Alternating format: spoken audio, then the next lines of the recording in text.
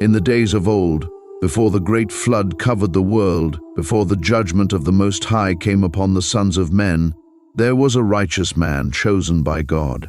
He was a wise man, a great artificer, and the Lord looked upon him with favor. The Most High received him so that he might behold the mysteries of the heavens, the uppermost dwellings of God, and become an eyewitness to the wise, great, and immutable realm of the Almighty. He would see the stations of the Lord's many-eyed servants brighter than the sun, the inaccessible throne of the Lord seated in boundless light, the degrees and manifestations of the elements in divine order, the various apparitions and the inexpressible singing of the cherubim, and the glory that no human eyes had ever seen. His name was Enoch, son of Jared, and he revealed the truth about the 10 heavens. The Lord brought him there, and everything he saw, he recorded in the second book of Enoch. Now, let us uncover his divine journey. At that time, he said, when my 165th year was completed, I begat my son, Methuselah. After this too I lived 200 years and completed all the years of my life, 365 years. On the first day of the month, I was in my house alone and was resting on my bed and slept. And when I was asleep, great distress came up into my heart, and I was weeping with my eyes in the sleep.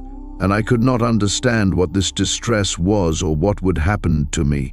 And there appeared to me 2 men, exceeding big, so that I never saw such on earth. Their faces were shining like the sun. Their eyes too were like a burning light, and from their lips was fire coming forth. With clothing and singing of various kinds in appearance, purple, their wings brighter than gold, their hands whiter than snow, they were standing at the head of my bed and began to call me by my name. And I rose from my sleep and saw clearly those 2 men standing in front of me.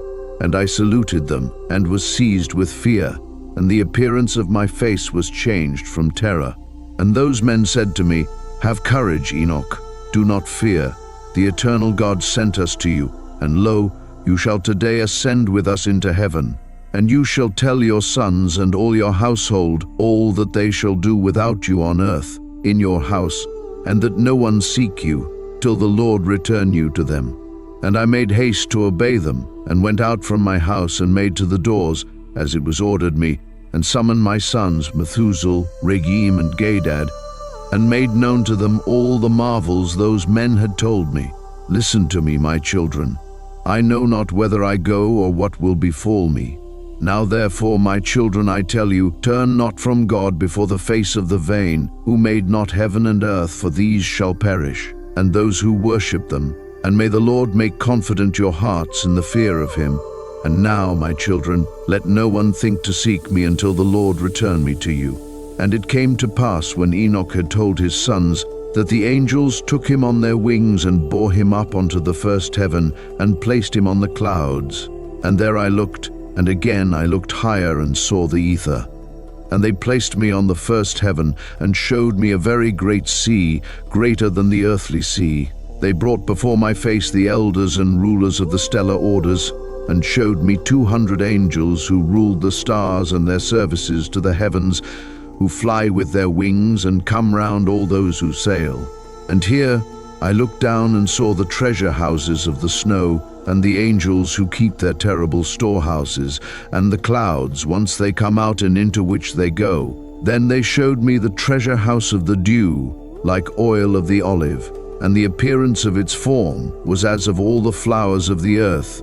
Further, many angels were guarding the treasure houses of these things, and how they were made to shut and open. Then those men took me and led me up onto the second heaven, and showed me darkness greater than earthly darkness. And there I saw prisoners hanging, watching, and awaiting the great and boundless judgment. These angels were dark, looking more terrible than earthly darkness, and they were incessantly weeping through all hours. And I said to the men who were with me, "Wherefore are these incessantly tortured?"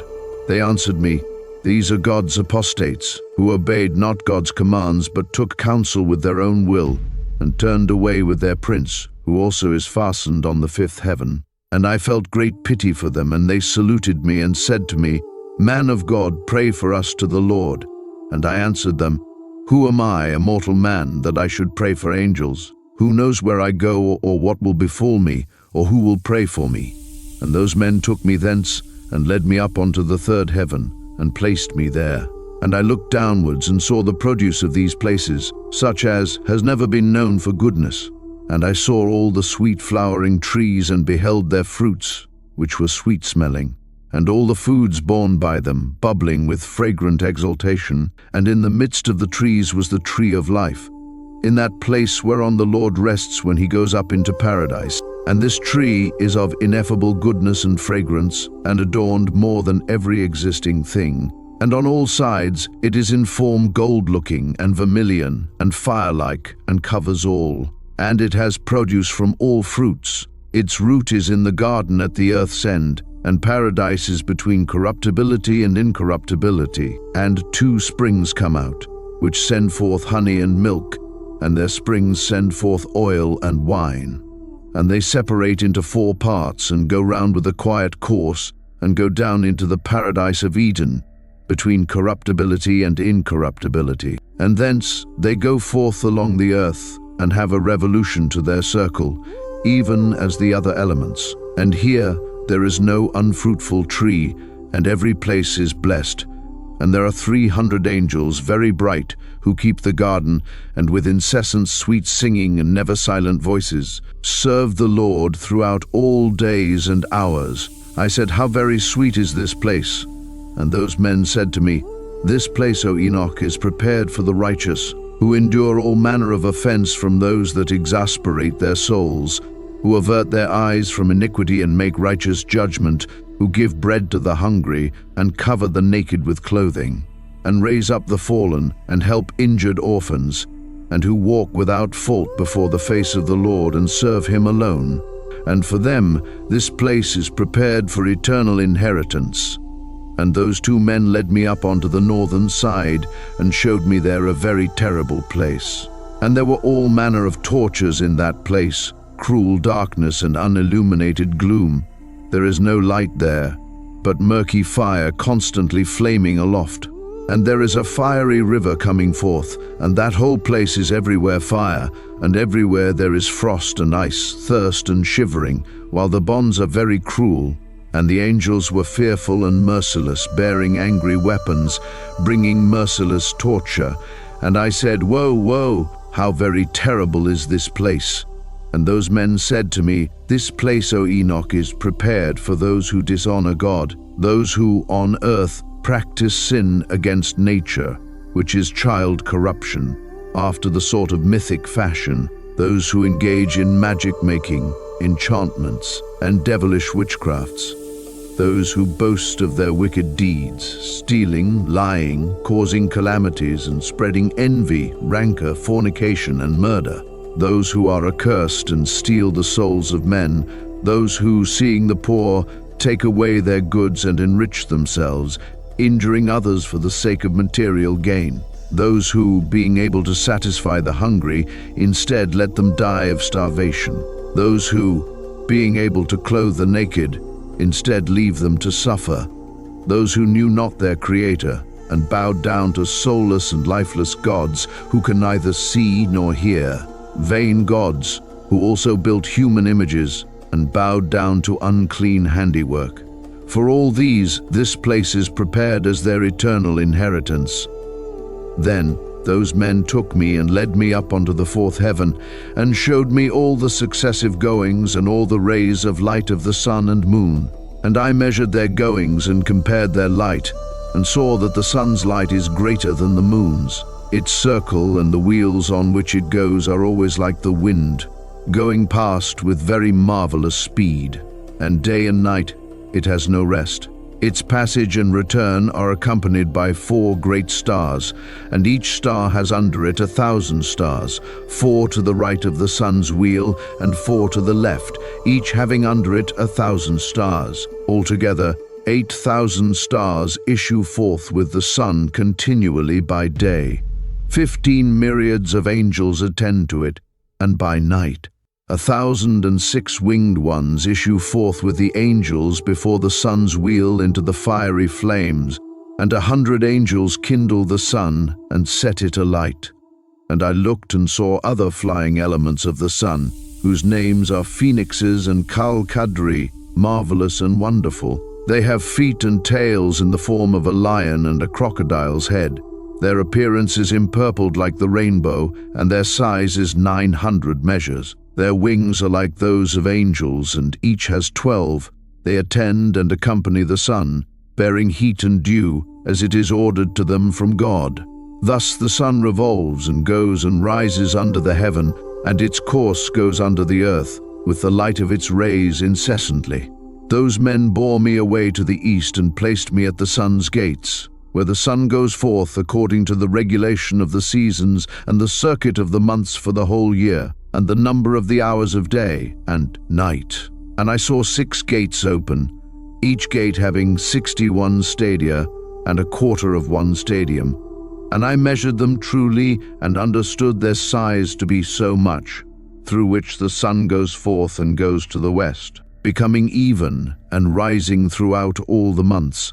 Then it turns back again from the 6 gates according to the succession of the seasons. Thus the period of the whole year is finished after the returns of the 4 seasons. And again, those men led me away to the western parts and showed me 6 great gates open, corresponding to the eastern gates, opposite to where the sun sets according to the number of the days, 365 and a quarter. Thus again it goes down to the western gates and draws away its light, the greatness of its brightness under the earth. For since the crown of its shining is in heaven with the Lord, it is guarded by 400 angels, while the sun goes round on a wheel under the earth and stands 7 great hours in night. It spends half its course under the earth, and when it comes to the eastern approach, in the 8th hour of the night, it brings its light and the crown of shining. Then the sun flames forth more than fire. Then the elements of the sun, called phoenixes and Kal-Kadri, break into song. Therefore every bird flutters with its wings, rejoicing at the giver of light. And they broke into song at the command of the Lord, saying, The giver of light comes to give brightness to the whole world. And the morning god takes shape, which is the rays of the sun, and the sun of the earth goes out and receives its brightness. 2. Light up the whole face of the earth. And they showed me this calculation of the sun's movement and the gates through which it enters. These are the great gates of the calculation of the hours of the year. For this reason, the sun is a great creation, whose circuit lasts 28 years and then begins again from the beginning. Those men showed me the other cause, that of the moon, 12 great gates, crowned from west to east, by which the moon goes in and out at customary times. It goes in at the first gate to the western places of the sun, by the first gate with 31 days exactly, by the second gate with 31 days exactly, by the third gate with 30 days exactly, by the fourth gate with 30 days exactly, by the fifth gate with 31 days exactly, by the sixth gate with 31 days exactly, by the seventh gate with 30 days exactly, by the 8th gate with 31 days perfectly, by the 9th gate with 31 days exactly, by the 10th gate with 30 days perfectly, by the 11th gate with 31 days exactly, by the 12th gate with 28 days exactly. And it goes through the western gates in the order and number of the eastern gates, and accomplishes the 365 and a quarter days of the solar year, while the lunar year has 354 days. And they are wanting to it 12 days of the solar circle, which are the lunar epochs of the whole year. Thus, the great circle contains 532 years. The quarter of a day is omitted for 3 years, the fourth fulfills it exactly. Therefore, they are taken outside of heaven for 3 years, and are not added to the number of days, because they change the time of the years to 2 new months towards completion and 2 others towards diminution. And when the western gates have finished, it returns and goes to the eastern gates, to the lights, and goes thus day and night, about the heavenly circles, lower than all circles, swifter than the heavenly winds, spirits, elements, and angels flying. Each angel has 6 wings, and it has a 7-fold course in 19 years. In the midst of the heavens I saw armed soldiers serving the Lord with tympana and organs, with incessant voice, sweet voice, and various singing, which it is impossible to describe, and which astonishes every mind. So wonderful and marvelous is the singing of those angels, and I was delighted listening to it. Then the men took me up to the fifth heaven and placed me there, and I saw many and countless soldiers called Grigori, of human appearance, and their size was greater than that of great giants. Their faces were withered, and the silence of their mouths was perpetual, and there was no service on the fifth heaven. I said to the men who were with me, "Wherefore are these very withered? Why are their faces melancholy and their mouths silent? And wherefore is there no service in this heaven?" And they said to me, "These are the Grigori, who, with their prince Satanael, rejected the Lord of light. After them, those who are held in great darkness are on the second heaven. 3 of them went down onto the earth from the Lord's throne to the place urban and broke through their vows on the shoulder of the Hillman. They saw the daughters of men, how good they were, and took to themselves wives, and befouled the earth with their deeds. They, in all times of their age, made lawlessness and mixing, and giants were born, marvelous big men of great enmity. Therefore God judged them with great judgment, and they weep for their brethren, and they will be punished on the Lord's great day." I said to the Grigori, "I saw your brethren, their works and their great torments. I prayed for them, but the Lord has condemned them to be under the earth until the existing heaven and earth shall end forever." And I said, "Wherefore do you wait, brethren, and do not serve before the Lord's face? Why have you not put your services before the Lord's face, lest you anger your Lord utterly?" And they listened to my admonition and spoke to the 4 ranks in heaven. And lo, as I stood with those 2 men, 4 trumpets trumpeted together with a great voice, and the Grigori broke into song with one voice, and their voice went up before the Lord, pitifully and affectingly.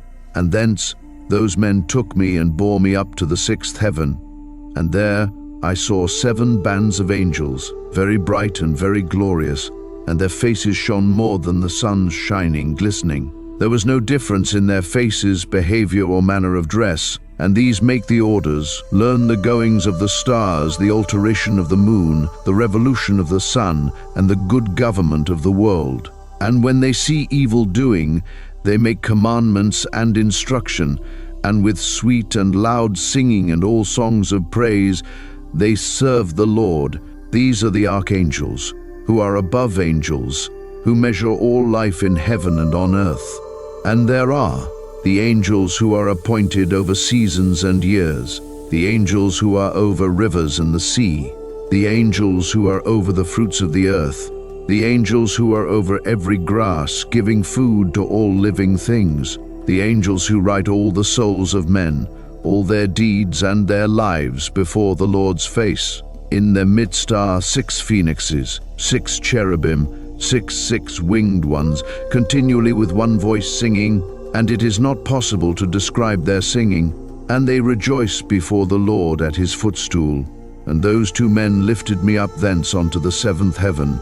There I saw a very great light and fiery troops of great archangels, incorporeal forces, dominions, orders, governments, cherubim, seraphim, thrones, and many-eyed ones. There were 9 regiments, the ionic stations of light.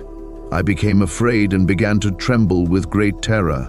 And those men took me and led me after them and said to me, "Have courage, Enoch, do not fear." And they showed me the Lord from afar, sitting on his very high throne. But what is there on the 10th heaven? Since the Lord dwells there, on the 10th heaven is God. In the Hebrew tongue, he is called Aravat. And all the heavenly troops would come and stand on the 10 steps according to their rank, and would bow down to the Lord, and would again go to their places in joy and felicity, singing songs in the boundless light, with small and tender voices, gloriously serving him. And the cherubim and seraphim standing about the throne, the 6-winged and many-eyed ones, do not depart. They stand before the Lord's face, doing his will, and cover his whole throne, singing with a gentle voice before the Lord's face. Holy, holy, holy Lord, ruler of Sabaoth, heavens and earth are full of your glory. When I saw all these things, those men said to me, Enoch, thus far is it commanded us to journey with you. And those men went away from me, and thereupon I saw them no more, and I remained alone at the end of the seventh heaven. Then I became afraid and fell on my face and said to myself, Woe is me, what has befallen me?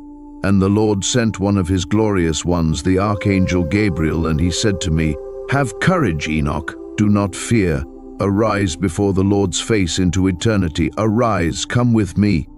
And I answered him and said in myself, My Lord, my soul has departed from me. From terror and trembling I called to the men who led me up to this place. On them I relied, and it is with them I go before the Lord's face. And Gabriel caught me up, as a leaf is caught up by the wind, and placed me before the Lord's face. And I saw the eighth heaven, which is called in the Hebrew tongue, Muzeloth, changer of the seasons, of drought and wet, and of the 12 constellations in the circle of the firmament, which are above the seventh heaven. And I saw the ninth heaven, which is called in Hebrew Kuchavim, where are the heavenly homes of the 12 constellations of the circle of the firmament. Finally I was brought to the 10th heaven, the highest of all, which is called Aravoth.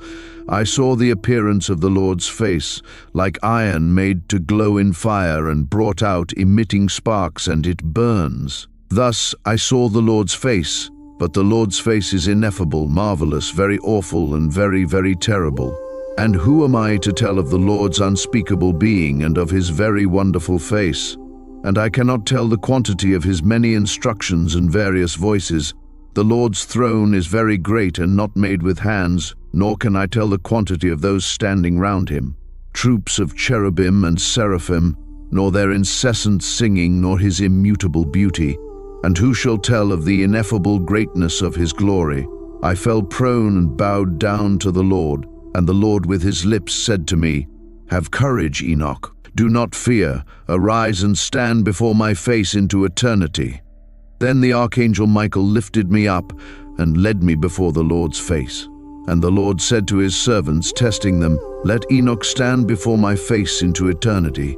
And the glorious ones bowed down to the Lord and said, Let Enoch go according to your word. And the Lord said to Michael, Go, take Enoch out of his earthly garments and anoint him with my sweet ointment. Put him into the garments of my glory.